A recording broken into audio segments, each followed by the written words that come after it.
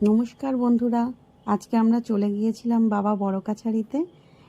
বাবা বড়কাছারির মন্দির খুবই জনপ্রিয়, সবাই জানেন। এই পুকুর থেকে জল নিয়ে তারপর বাবার মাথায় ঢালতে হয়। তো পুকুর থেকে জল নিয়ে আস্তে আস্তে সিঁড়ি বেয়ে মন্দিরের দিকে আমরা এগিয়ে যাব।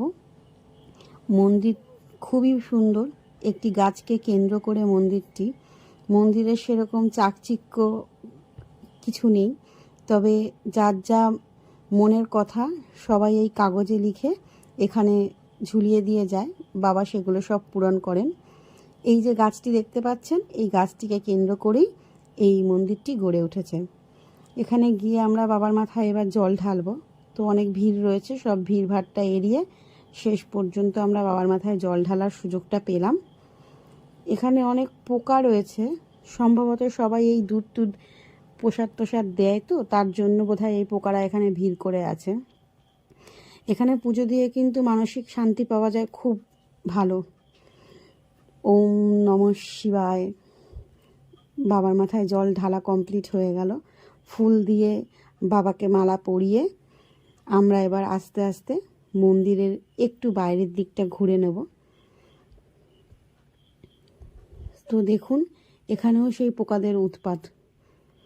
যাই হোক, এবার চলুন দেখি মন্দিরের বাইরের দিকটা এগিয়ে যাই আস্তে আস্তে। এখানে অনেক গোপাল রাখা আছে।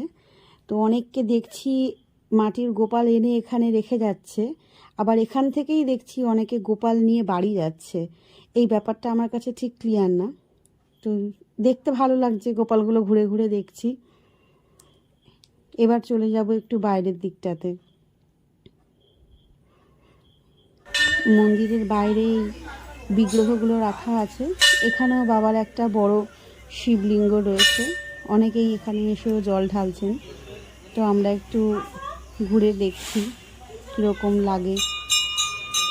ভালো লাগছে, বেশ অদ্ভুত এক শান্তি। যাই হোক বন্ধুরা, ব্লগটা আর বেশি বড় করলাম না, এখানেই শেষ করলাম। নমস্কার, সবাই ভালো থাকবেন, সুস্থ থাকবেন।